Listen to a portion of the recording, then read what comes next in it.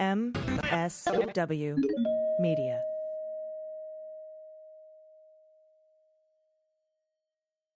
Thanks to Athletic Greens for supporting the Daily Beans. Athletic Greens is going to give you a free 1-year supply of immune-supporting vitamin D and 5 free travel packs with your first purchase.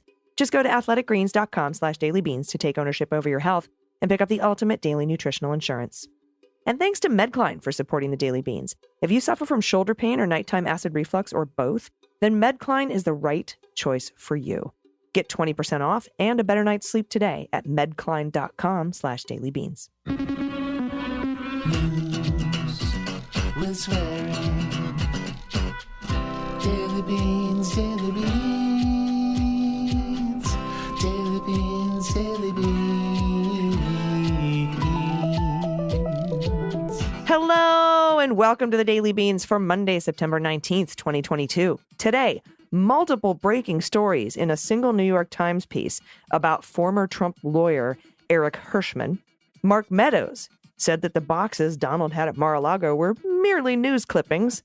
Matt Gaetz sought a pardon for sex trafficking a minor. And Trump accounting firm Mazars begins handing over records to Congress. I'm Allison Gill. And I'm Dana Goldberg.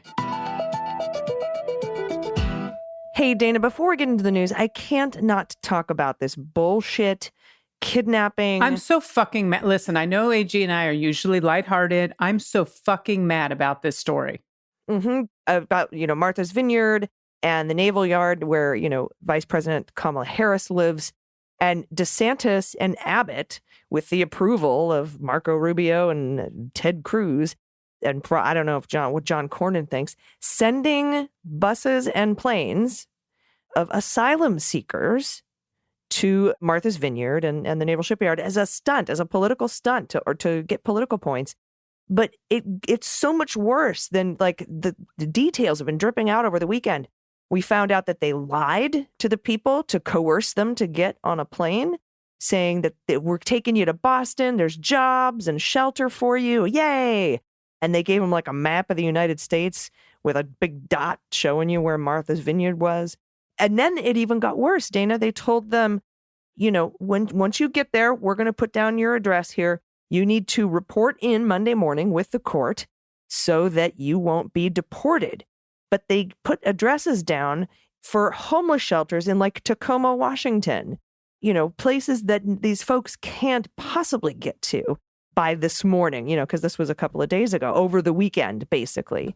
There was a 1-month-old baby. I'm just infuriated, and now multiple people, including our governor, have asked the Department of Justice to investigate this because it could, and I think does, violate state and federal criminal laws and civil rights laws that are on the books. It's absolutely gross. 100%. What's making me most angry is seeing Ted Cruz, in these press conferences, joking about, you want, quote unquote, and I know I'm using their terms, illegals, and you're blah, blah, blah, blah, blah. He's laughing and joking. These are fucking human beings. They're human beings. He's a father. His children may hate him, but he's still a father. And the fact that he's just blowing this shit off like it's some sort of a joke is what infuriates me. Mm-hmm. Every time I see a story about it, my blood pressure rises. I'm so fucking mad. It goes into the shocking but unsurprising. I mean, they were 100%. Ripping families apart at the border when they could. When Cuccinelli and Stephen Miller were in charge of immigration law. They keep calling them illegals. They're not. They're asylum seekers, most from Venezuela, especially at least the ones that ended up at Martha's Vineyard. And then, of course, everybody gets together, and the Republican governor of Massachusetts gets them all on a bus, sends them to Cape Cod base, where they can have facilities and things. And then, of course, the Republicans are like, look, the Democrats deported them all. When first of all, it was a Republican governor that did this. And second of all, they didn't deport them. They're still within the state borders of Massachusetts, and they're sending them to places that has the facilities to care for them, even though the entire island of Martha's Vineyard was jumped to and brought food and shelter and clothing and diapers. There was kids from the high school that could translate into Spanish. People showed the fuck up. And I listened to that press conference. They got no warning they were coming. They did not call any of the authorities over there. They did not call anyone in power. It was awful.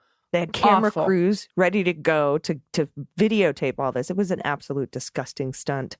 And I imagine we'll see more of it. But I couldn't let that story over the weekend go. It's not really much in justice and politics news, but it is, though, because this is a violation of human civil rights and it's disgusting. 100%. And it's trafficking, which they're supposedly against. But we'll get into an actual trafficker, another trafficker from the Republican Party a little bit later in the show in the news segment. So let's do that. Let's hit the hot notes. Hot notes. All right, Dana, New York Times dropped a story over the weekend, a huge story that I think flew totally under the radar. I'm not seeing it being reported on any of the mainstream media networks. We're getting a lot of Queen coverage, but we're not getting, like, did Harry wear a uniform? But we aren't getting coverage of this story. And I think that there's some bombshell news in this, a lot of buried leads. It starts off to say, to understand the pressures, feuds, and questions about competence within the former guy's legal team as he faces potential prosecution on multiple fronts, consider the experience of Eric Hearschmann, former Trump White House lawyer who's been summoned to testify to a federal grand jury. He also testified before the 1-6 committee. We all remember him as the guy with all the art behind him, with the silver child the panda. Oh, yeah. Scalps and the Justice Bat and the giant 50 Shades of Grey panda. But, I guess he sat on an art commission's board or something. For weeks this summer, Eric Hearschmann tried to get specific guidance from Trump's lawyers on how to handle questions from prosecutors in the DOJ subpoena that raise issues of executive privilege or attorney-client privilege, like, give me clarification. After ignoring Hearschmann or giving him what seemed to be considered perplexing answers to the requests for weeks, two of the former president's lawyers, Evan Corcoran and John Rowley, offered him only broad instructions in late August. Assert sweeping claims of executive privilege, they said, after Mr. Corcoran had suggested that an unspecified, quote, chief judge would ultimately validate their belief that a president's power extends far beyond their time in office. Chief judge. Interesting. The chief judge of the 11th Circuit is named Pryor. I don't really know much about him, but he's pretty gross. And Chief Justice of the Supreme Court is John Roberts. Many people thought it might be Clarence Thomas. He's not a chief judge. Chief Judge of D.C.'s Beryl Howell. That's not her. So I'm confused as to who the chief judge is. Eileen Cannon's not a chief judge. No. It could just be a lie to get Hearschmann to assert broad executive privilege over everything. I tend to think that's what it is, but we'll see. Hearschmann, who served on Trump's first impeachment defense team but later opposed efforts to reverse the results of the 2020 election, was hardly reassured. He sounded confused by the reference to a chief judge. I will not rely on your say-so that privileges apply here and be put in the middle of a privilege fight between DOJ and President Trump. That's what he said. He's a former prosecutor. He said that in an email, and New York Times got these emails. The exchange was part of a string of correspondence in which, after having his questions ignored or having lawyers try to speak directly with him on the phone instead, Hearschmann questioned the competence of Trump's lawyers. The emails were obtained, like I said, by the Times from a person who was not on the thread of correspondence. Interesting. Hearschmann declined to comment. Now, Hearschmann's opinion was hardly the only expression of skepticism from current and former allies of Trump who are now worried about a turnstile roster of lawyers representing a client who often defies advice and inserts political rants into legal filings. Trump's legal team just won round one of its battle with the Justice Department over the seizure of documents from his residence in Mar-a-Lago. We know that the DOJ has just appealed that. But Mr. Trump's legal team has been distinguished in recent months mostly by infighting and the legal problems that some of its members appear to have gotten themselves into in the course of defending Donald. Two members of the Trump legal team working on the documents case, Corcoran and Bob, have subjected themselves to scrutiny by federal law enforcement officials over assurances they provided to prosecutors and federal agents in June that the former president had returned all sensitive government documents kept in his residence and subpoenaed by a grand jury. That assertion was proved to be untrue after the search of Mar-a-Lago in August turned up more than 100 more documents with classified markings, as we know. And here comes a buried lead. New York Times says investigators are seeking information from Miss Bob, about why she signed a statement attesting to full compliance with the subpoena. And they have signaled that they have not ruled out pursuing criminal inquiries into the actions of Christina Bobb or Evan Corcoran. That's according to two people briefed on the matter. The attestation was written by Corcoran, but Christina Bobb added language to it to make it less ironclad before she signed it. I did not know that, and we learned that through this story. She had retained the longtime criminal defense lawyer John Lauro, who declined to comment on the investigation. That's for the best. Corcoran, son of former Republican congressman from Illinois, has told associates that he is the former president's main man. He's the main lawyer, and insisted to colleagues that he doesn't need to retain his own counsel. I don't need a lawyer. I don't need no stinking lawyer. But get this, several Trump associates have said privately they believe Corcoran can't continue in his role on the documents case. That view is shared by some of Trump's advisors, who have suggested Corcoran needs to withdraw, in part because of his own potential legal exposure, and in part because he has had little experience with criminal defense work. In his emails to Corcoran and Rowley, Hearschmann, who we know was a prominent witness in the January 6th hearings, invoked Corcoran's defense of Bannon and argued pointedly that case law about executive privilege did not reflect what Corcoran thinks it does. It's like, you're just wrong, dude.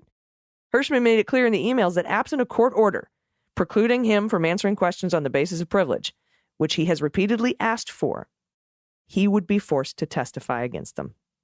Quote, I am certainly not relying on any legal analysis from either you or Boris Epstein, who, to be clear, I think is an idiot, he wrote in a different email.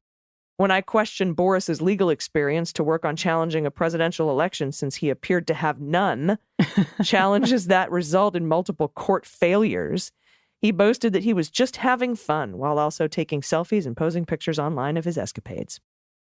Corcoran at one point sought to get on the phone with Hearschmann. Just pick up the phone, I'll call you. Remember when I was like, you don't ask for a pardon in an email. You pick up the phone and do that, you know? Just ask Matt Gaetz. We'll talk about him in a minute. Well, Corcoran said, let me give you a call. And, instead of just sending you written directions, which alarmed Hearschmann, given that Hearschmann was a witness. In language that mirrored the federal statute against witness tampering, Hearschmann told Corcoran that Epstein himself is under subpoena in Georgia, quote, should not in any way be involved in trying to influence, delay, or prevent my testimony. That's a threat right there. You're witness tampering here by trying to give me a call instead of putting your shit in writing like a lawyer. Nearly 4 weeks after Hearschmann first asked for instructions on how to, on invoking a privilege, the emails show he received notification from the lawyers 4 weeks later in the early morning hours of the same day he was scheduled to testify.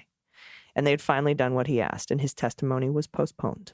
So there you have it. And speaking of pardons, Matt Gaetz, motherfucker, he told a former White House aide that he was seeking a preemptive pardon from Trump regarding an investigation in which he was a target. That's according to testimony given to the House Select Committee investigating the January 6th attack on the U.S. Capitol. Johnny McEntee, according to people familiar with his testimony, told investigators that Gaetz told him during a brief meeting, quote, that they are launching an investigation into him or that there's an investigation into him already without specifying who is investigating Gaetz. Okay? Now, McEntee added that Gaetz told him, quote, he did not do anything wrong, but they were trying to make his life hell. And if the president could give me a pardon, that would be great. Or if me and my daddy want to pay $15 million for it, also an option.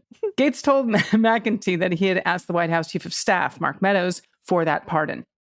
Now, asked by investigators if Gaetz' request for a pardon was in the context of the Justice Department's investigation into whether Gaetz violated federal sex trafficking laws, McEntee replied, I think that was the context. Yes. Yes, he said. Yes. According to people familiar with the testimony, who spoke on the condition of anonymity, of course. Maybe there's other investigations into him, Who the fuck knows, but he's pretty sure it was because of this. Now, the testimony is the first indication that Gaetz was specifically seeking a pardon for his own exposure related to the Justice Department inquiry into whether he violated sex trafficking laws.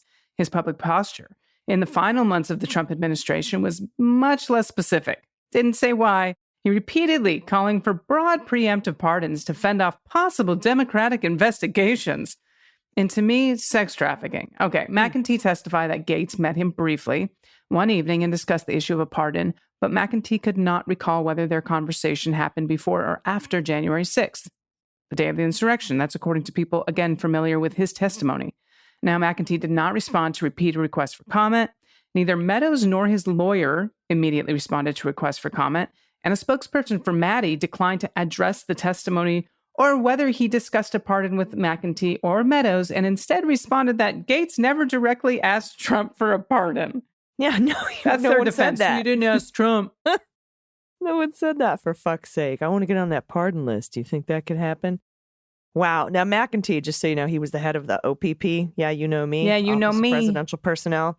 He was the guy leaving Smirnoff ices around the office. And if you found one, you had to chug one. He's like 22 years old. He's just a bro dude, douchebag. That's hilarious. And I think that, remember, I did that reporting on the Pence team's badges being deactivated the day of the Capitol. He would have been the guy that would have done that. I'm really glad that he's been testifying before the January 6th committee. I imagine he should be getting, if he hasn't already, a DOJ subpoena. Because speaking of Meadows, months before the National Archives officials retrieved hundreds of classified documents in the 15 boxes from Trump's Mar-a-Lago club, they were told none of the material was sensitive or classified, and that Trump had only 12 boxes of news clippings. During a September 2021 phone call with the top archives lawyer Gary Stern, former Deputy White House counsel Pat Philbin, he's the deputy to Patsy Baloney. Pat Philbin offered reassuring news in the phone call. Philbin said he talked to Meadows, who told him that the dozen boxes of clippings were just clippings. So Philbin talked to the National Archives and said, hey, I talked to Meadows. Meadows said they're just newspaper clippings. Trump's team was aware of no other materials, he said, relaying the information he got from Meadows. The characterization made in the call vastly misrepresented the scale and variety of documents, including highly classified records eventually recovered by the archives or the FBI in a subpoena and a subsequent search warrant. Philbin said that Meadows also told him no documents had been destroyed. That's according to two people with knowledge of the call and a third person with knowledge of Stern's contemporaneous account of the call. These and other people spoke on the condition of anonymity, et cetera, et cetera. Stern had sought the call because he believed there were still more than 24 boxes of materials that Trump had, and he also had concerns about whether digital records had been properly retained, according to a person with knowledge. Top archives officials continued to believe there was more material than they were being told about. Turns out they were right. Because as we know, shortly after the search warrant was executed on August 8th, Meadows coughed up a bunch of his own stuff to the archives. Jeez. Oh, you're doing searches about archives? Here you go. Quote, Mr. Meadows did not personally review the boxes at Mar-a-Lago and did not have a role in examining or verifying what was or wasn't contained within them. Does that mean that somebody lied to Meadows about what was in the boxes, and then Meadows lied to Philbin about what was in the boxes, and then Philbin lied to the National Archives about what was in the boxes? It's like a game of classified telephone. And that quote, by the way, Mr. Meadows didn't review the boxes and didn't have a role in verifying what or was not contained in them, is Ben Williamson, a spokesman for Meadows and a friend of Cassidy Hutchinson. He said that in a statement Friday night after the article was published. Ben Williamson, by the way, has been subpoenaed by the Department of Justice. The new details about the Philbin call show that Meadows was more deeply involved in the communications with archives officials than previously known. Now he puts himself in the category with Christina Bobb and Corcoran about lying to the government about the existence or storage of classified documents. It's going to be interesting to see. He's going to be under a fuckload of pressure, if he wasn't already before, to flip. And remember, Meadows, if you're listening, if you cooperate early, you get the best deal. Oh, yeah. That's what they're telling him. Oh, talking about Trump, Mazars, USA, and that's the longtime accounting firm for former president that cut ties with him. They left him and his family's business this year. Well, they've begun turning over documents related to his financial dealings to who? The United States Congress. Now, after a years-long legal fight, the House Oversight Committee has received a first trove of documents from the firm, which recently entered into a legal settlement, agreeing to produce a range of financial documents from several years before Donald took office and during his early presidency. Mazars said in February, it could no longer stand behind a decade of annual financial statements it had prepared for the Trump Organization. Uh-oh. More tranches of documents are expected to follow. Now, the documents Mazars is providing to Congress concern Donald's financial dealings from 2014 to 2018. He took office in 2017 after a career in real estate, failed career. That should be failed career in real estate and other businesses. Yeah, what a weird statement. He took office in 2017 after a career in real estate and other businesses. Yeah, period. no, don't know who wrote that, but interesting way to put it. Was that a Maggie Haberman special? Probably. It's in her book. The Oversight Committee has been in a lengthy struggle to obtain financial documents from Donald as part of its investigation into allegations of conflicts of interest, inadequate financial disclosures, and violations of the emoluments clauses of the Constitution, which bar the president from receiving profits from a domestic or foreign government other than his official compensation. Well, we know there was a fuck ton of that. Now, the Oversight Committee is also engaged in an investigation into Donald's handling of presidential records and classified documents, so they're involved in this too. On Tuesday, we just talked, the committee said the archives had informed congressional aides that it is still unsure whether Donald had surrendered all the presidential records he had removed from the White House, even after months of negotiations. And that's a subpoena. That's from a subpoena and a search of his Florida property. We've talked about this in length. Now, Miss Maloney has requested a formal assessment from the archives of what presidential records, if any, removed from the White House by Donald remained unaccounted for, and whether the archives believe they might still be in his possession or with his deceased ex-wife on a golf course. She suggested authorities search other properties of Mr. Trump's to ensure all sensitive material is returned. Did she suggest the first hole at Bedminster? Maybe. Well, then that's special. Wow. Yeah, they're all, there's just so much fuckery happening. There really is. Everyone over there's a piece of shit. That's how I feel right now. Absolutely. Absolutely. And we got to vote them all out in November. All right. We'll be right back with Grace Lynch. She is the host of the new podcast series, Teaching Texas. It's an awesome 8-part series. It's the second season to Winning Wisconsin. And we're going to talk about how the evangelicals since the 60s have shaped the writing of textbooks for Texas for schools and how that actually impacts the rest of the country. It's a really interesting conversation. Stick around. We'll be right back. After these messages, we'll be right back. Hey, everybody, it's AG. We have a great new sponsor. You know, I've tried nearly everything in my search for a better night's sleep. I got my Helix mattress. I've got the Thuma bed. I've got everything that I need. The only thing is, as you know, I am a side sleeper and I like a medium firm bed. So my shoulder can get caught and wrapped up and get sore over time because, you know, I'm getting on in years. So I have something that helped me the most. It's called the Medcline 3-component shoulder relief sleep system. You just set it up on the side of your bed that you sleep on and go to sleep. It's that simple.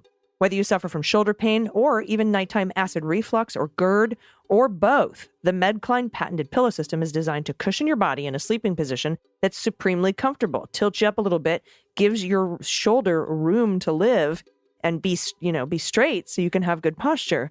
It's doctor recommended. It's clinically proven to provide effective natural acid reflux or shoulder pain relief with a better night's sleep. In fact, 95% of patients reported an overall improvement in sleep quality when using Medcline. Customers can also set up complimentary appointments with Medcline sleep specialists for personal assistance. This helped me out so much. The Medcline team can help you find the best product to help you relieve your nighttime pain and help you truly sleep better. You can put an end to your nighttime discomfort and rediscover a good night's sleep with Medcline. Medcline comes with a 60-night sleep guarantee, and now you get 20% off when you go to medcline.com/dailybeans.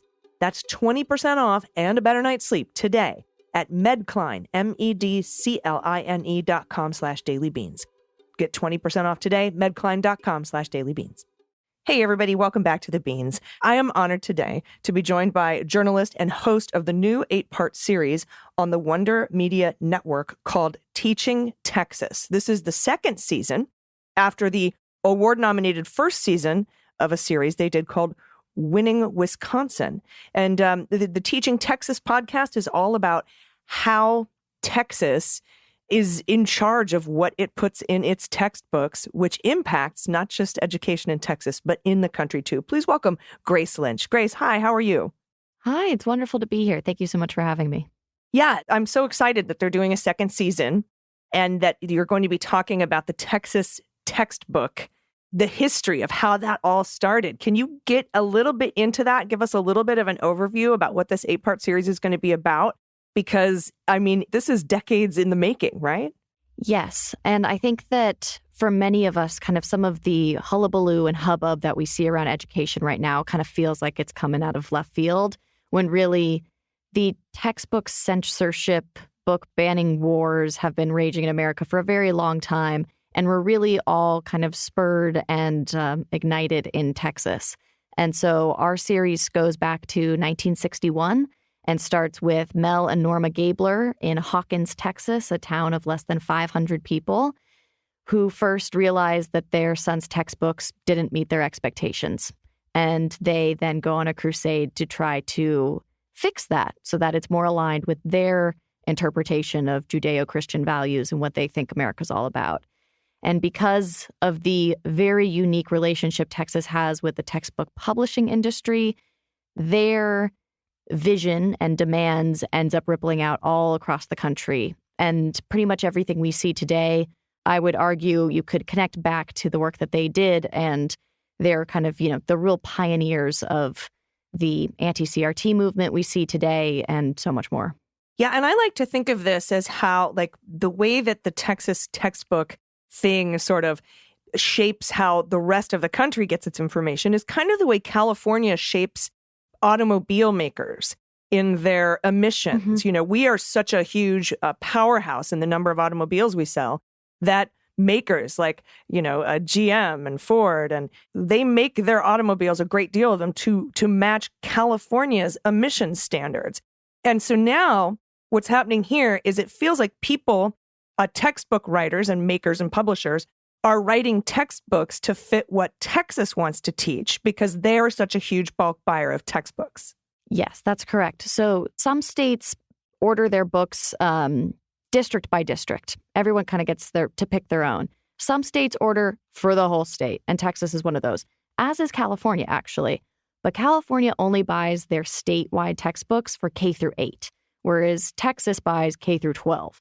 So you get into a lot more complicated ideas and topics and concepts in high school, and it's just more books that they're dictating and having a say in. So even though California similarly is a powerhouse in this space, Texas has the edge here. And the tricky thing about that is that as the textbook industry has evolved too, at one point in time, this was kind of a restriction of like physical printing plates where they didn't want to make a new version for another state. But as that's been digitized and evolved, Texas has also evolved to kind of maintain control of this industry. They moved to what they call TEKS, Texas Essential Knowledge and Skills Standards-Based Learning, which has its merits and its downfalls. But what it ended up doing to the textbook industry was making it even more explicit what they needed to do to get their books into Texas. And so even as technology has changed or the industry has shifted, Texas has also evolved to kind of say, you still have to meet these standards, and we're still going to set these standards in a way that you have to play ball with us. And that the other part of the Texas system that's bizarre and unique is that these are all political actors who are making these decisions. In many states, these are appointed positions for people who review textbook curriculum or education curriculum. In Texas, it's all elected, gerrymandered political appointees who are getting appointed in elections that no one's paying attention to. There's only 15 across the entire state, so they represent more people than the average congressperson. It's a system that is ripe for exploitation, and this show, I think, does a nice job of charting how it was manipulated or changed over the course from grassroots activists to people on the board itself, and now kind of more at the state legislative level. Yeah, and I want to focus a little bit, drill down on something that you mentioned, that, California buys for K through 8, Texas buys K through 12. It's in high school that, we tend to learn more about the detailed and shadowed and the bad history of the United States, with regards to how we treat indigenous people and slavery. And, for example, I grew up in pretty much rural Ohio. And all throughout K through 12, I never learned about, for example, the Tulsa Massacre or what a sundown town was. It wasn't until much later when I think Donald Trump tried to host a rally on the 99th anniversary in Tulsa of the Tulsa Massacre that people on Twitter and storytellers and journalists brought this to everyone's attention who already knew about it. And we, a lot of us learned about it. I remember I put a tweet out. I was like, when did you learn about the Tulsa Massacre? And 99% of the 50,000 replies I got were from the movie The Watchmen, or from when Trump tried to give his speech on the anniversary in Tulsa, his very, one of his racist rallies.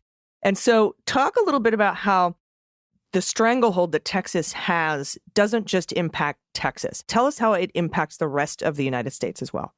Yeah, this is really interesting because it can be really concrete examples of For a long time, there were members of the State Board of Education who really staunchly did not believe in evolution.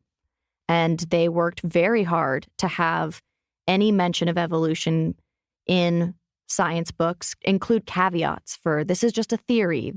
These are the unanswered elements of evolution, and really emphasize the questions that still exist in the scientific realm.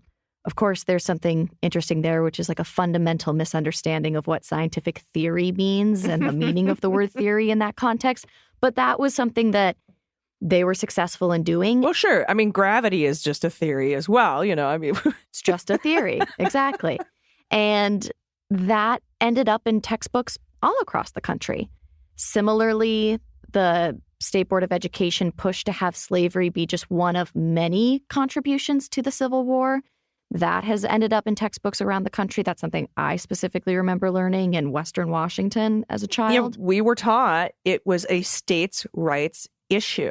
And yes, which is absolutely bonkers when you look at the real history of what happened. Right. And Reconstruction and the NAP being shut down and the loopholes left in the Reconstruction amendments to allow a backslide into white supremacy. All of that missing from these textbooks, all of it. Right. And, the right the states were fighting for, the right to, enslave. Right. So, Yes. Right. But that loop was very rarely tied. And so there are those kinds of big lens shifts that I would say have rippled out into books that end up in kids' classrooms all across the country because an independent individual on the State Board of Education said, I want to change this line and I don't have to seek the approval of any experts, historians, academics, zilch. If I have a majority vote on the board, I can do what I want. And for a long time, they were able to do that. There's also kind of more, I would say, nebulous and nefarious ripples of this.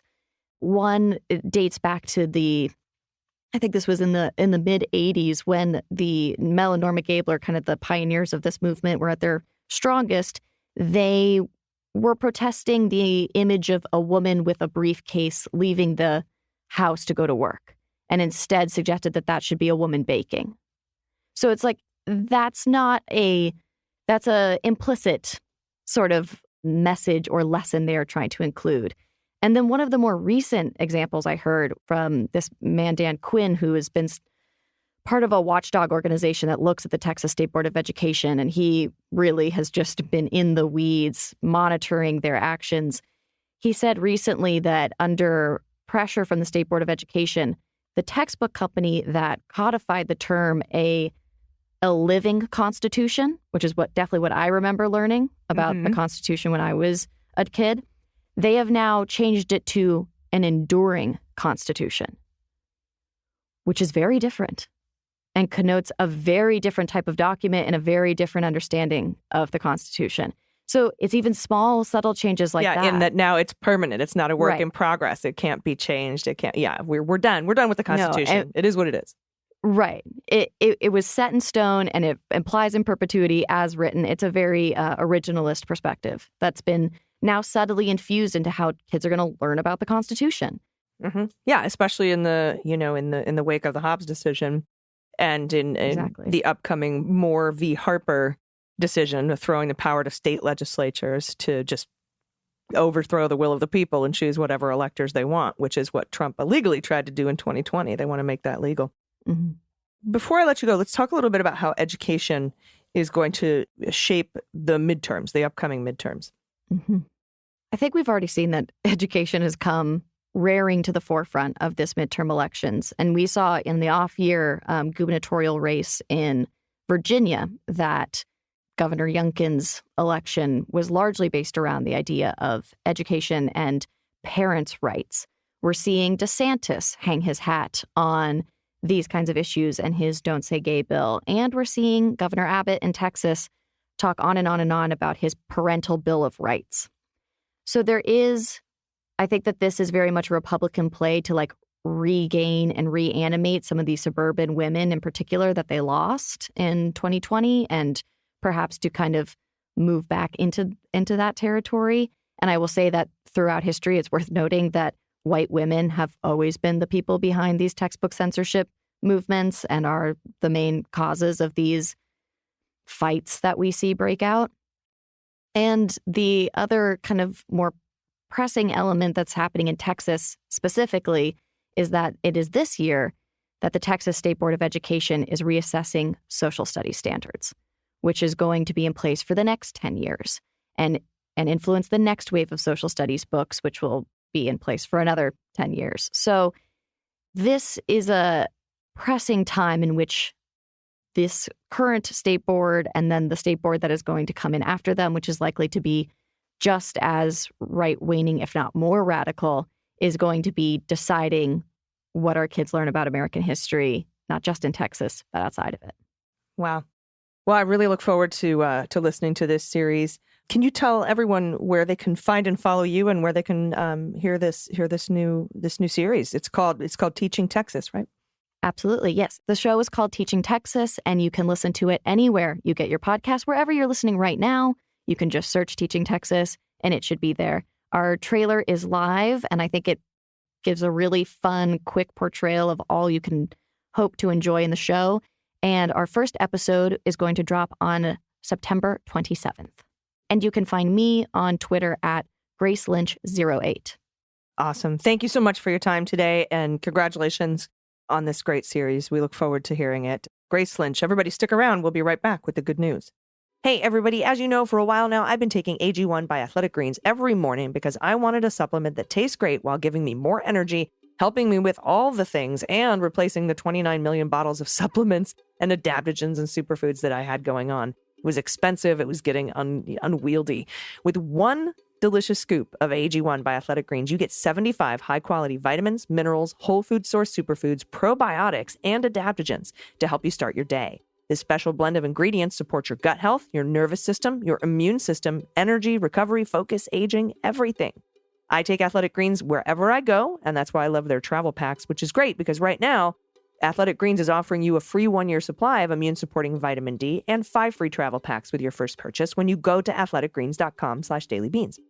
And I love that Athletic Greens has less than 1 gram of sugar, no GMOs, no nasty chemicals or artificial anything, while still tasting great. Plus, in 2020, Athletic Greens purchased carbon credits that support projects protecting old-growth rainforests. So there's a lot of goodwill going on with AG1. Right now, it's time to reclaim your health and arm your immune system with convenient daily nutrition. Just 1 scoop and a cup of water every day. That's it. No need for a million different pills and supplements to look out for your health. To make it easy, Athletic Greens is going to give you a free 1-year supply of immune-supporting vitamin D and 5 free travel packs with your first purchase. All you have to do is visit athleticgreens.com/dailybeans today. Again, that's athleticgreens.com/dailybeans to take ownership over your health and pick up the ultimate daily nutritional insurance. Everybody, welcome back. It's time for the good news. Who likes good news, everyone? Then good news, everyone.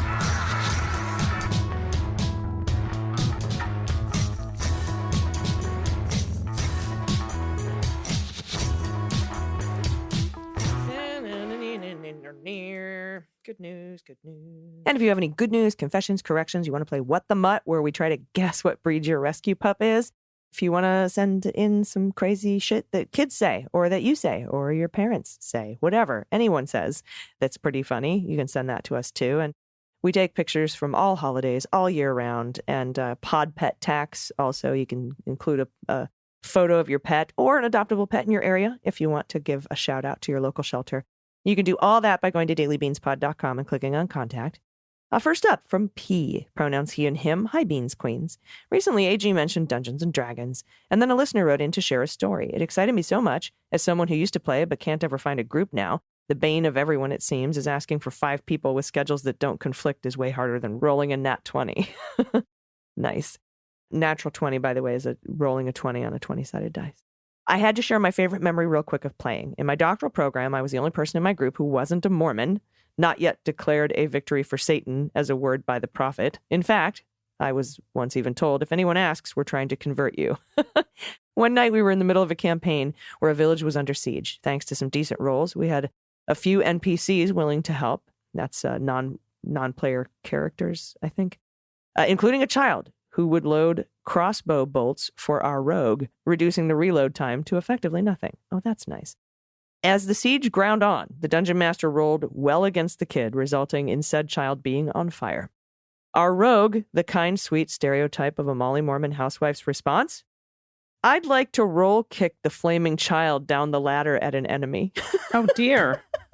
No hesitation in her voice, while the rest of us just stared at her in complete and total shock. It was some of the best actual role-playing I'd ever seen in a D&D campaign, and still something the folks who were there laugh about to this day. The day the kindest person at the table decided the only option for the flaming fictional child was to use them as a flaming projectile, and it worked. Later, when his father-in-law was coming to visit, the dungeon master had me hide his D&D stuff since his father-in-law thought it was satanic. His father-in-law even said once that those sorts of games corrupt people. No one told him that his daughter had played a character who kicked a flaming child into an enemy. Thanks for all you do. Oh, my God. Oh, What a that's great submission, story. though. That is so cool. That's so great. Oh, my God. This is from Jen H. AG, what the hell? She's from... This is pronouns she and her. My good news is that one... I'm sorry. Schul geht sehr gut. Und zwei, mein Zahn tut mir nicht mehr weh. Thank you.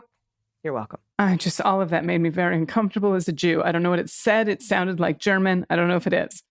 Now, number one, school's been going much better than I expected. AG, you were right as usual. I had a math exam today. Don't get excited. It was remedial algebra 1. And I hadn't done much of the homework due to life issues and tooth pain. 2, I had a pea-sized filling come out of my upper right back molar on New Year's Eve, and I hadn't taken care of it. Last Friday during the happy hour, a host of patrons, when you are off, my tooth became extremely painful. It tut mir so sehr schlecht weh. Thank you. This is the funniest. I'm sorry, you coming in with the... with those is hilarious. Oh my God, this is getting me. I was in so much pain that I became delirious. I don't mean to laugh during the story. It's just the interjection of German that's getting me. I finally got in to see an emergency dentist the other day. He did an emergency root canal and put in a temporary crown. My insurance supposedly didn't cover it, but thankfully my dad was able to pay $1,800 for it. Yikes, and I'm very lucky. Even though my dad is a right-wing MAGA Trump supporter, he still loves me and takes good care of me. It's complicated. But the best part about all this, it's 24 hours after the root canal and having the temporary crown put in, and I am pain-free. Oh my God, Jen, I'm so glad. Pet tax, pod pet tax. Adam is my soft and fluffy white and black boy cat. Nora is my smooth and silky black and white girl cat. Nora looks a little bit like AG's Bruce Willis, but with a permanent Belgian dip. That's an Austin Powers 2 reference, just in case you're paying attention. Look at all these kitties. Oh, so cute. Hi, Adam. Hi, kitties. Thank you for this, Jen. I'm so glad that your tooth is tooth pain is the worst. It's dull and it's just there and it doesn't go away and it's always, ugh. So I'm glad that you got that taken care of. And I'm glad school is going good. Next up from Anonymous. Pronoun she, her. Hi, AG and DG. Thanks for all the work you do. It's so wonderful getting the scoop and explanation before all the hot takes come in through the other outlets and social media. Every time you talk about state charges, Fonnie Willis, etc., I think of the scene from Evolution, where Dan Aykroyd says, not that federal place with the loose jumpsuits, state prison with the crotch binders. By the way, 538 is now saying there might be polling errors biasing Democrats, similar to 2016. So I just want to remind everyone, polls are meaningless if we don't show up, even if I'm preaching to the choir. Pod tax is a picture from last Halloween. My oldest son wanted to be sharks. This year, he has decreed we will be T-Rex dinos. Big hugs. Oh my God, what a great photo. Look at this. It's so cute. I love it. I love it. Oh my God. I love Thank it. you. All right, this is from Angie, pronouns she and her. Hi, Beans Queens, longtime listener. And I've only written in once to tell you how scared I was to go back into the classroom October of 2020. Well, the good news is I avoided COVID until a few weeks ago. When I did get it, it only hit me like a cold and dulled my sense of smell, which is a great thing when it's been so hot in my classroom and the kids are a bit smelly. Okay, now the reason I'm writing. I just heard you say Dana's coming to Salt Lake City. I just love Dana. Thank you very much. Her laugh and sense of humor just crack me up. I want to go see her and hopefully get a pic with her. I heard you say there are some extra tickets. What can I do to get some? Pod Pet Tax is a pic of all 3 of my fur babies. Betty, Frieden, is the Siamese. Margot, Polo, is the Tabby. And Franklin, Roosevelt, is the long-haired black cat. Yes, I'm a history teacher. Those are fantastic. Oh, now, look at that. Angie, this is the thing. I do have 2 sets of tickets that I'm going to be giving away. We haven't figured out a contest for that yet. And I'd love for you to be involved in that. For those of you that just want to get tickets outright, I just found out this is going to be sort of like a cool black tie event. There's going to be a red carpet and everyone's going to be dressed to the nines. And I'm going to be doing a 20-minute set and emceeing the night and introducing musicians and DJs and music. And they're going to be giving awards. And if you want to go do that and you want to support the Utah Pride Center, you're going to go to utahpridecenter.org. And that show is November 5th. So Angie, stay with us. I'm going to be giving away 2 sets of tickets once AG and I figure out some contests. And I want you to be in them. And if for some reason at the end of all of this, if we can't seem to get you tickets and for some reason you can't afford to support the organization, we'll talk and we'll work something out, okay? But until then, let's see if we can get this going. Awesome. And these kitties are oh my God, they're beautiful. They're so I love the names too. Yeah, I know. History teacher for sure. Next up from Dean C. No pronouns given. Good news. Hi, AG and Dana. I've been a longtime fan. One of our daughters had been feeding a stray cat outside the restaurant where she cooks. He was an emaciated, already neutered male who became a stray somehow. She asked if we would take him in to join our 2-cat, 2-dog family. We agreed. Then she took him to the vet and found out he had a serious gum disease and his teeth had to come out. Our daughter fundraised $1,500 for his surgery, and we now have him home. He got to keep 2 of his canine fangs. He's a very loving cat. He likes to cuddle, but he's temperamental and will sometimes give you a toothless bite for no obvious reason. But it doesn't hurt. We call those mouth hugs, Dean, just so you know. And we love him, and he loves his new home. His name is Roger. So cute. Little Look at that little lip, snarl. Billy Idol thing caught in his So little one good. fang that he has. That's so cute. All right, we're moving on to Hey Blue, pronouns he, him. Greetings, you can call me Hey Blue. All of the coaches do, he, him. So I'm a 63-year-old dude who just celebrated his 40th wedding anniversary. Has 2 wonderful grown sons, 2 delightful grandchildren, both a grand dog and a grand cat. I was given up for adoption when I was born, was blessed to be adopted by loving parents, growing up with 2 siblings.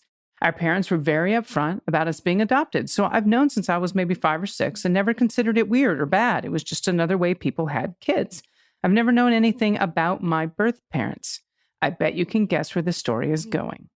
Out of the blue, over Labor Day weekend, I got an email from a biological brother who found me after a DNA site matched my son to him as a nephew.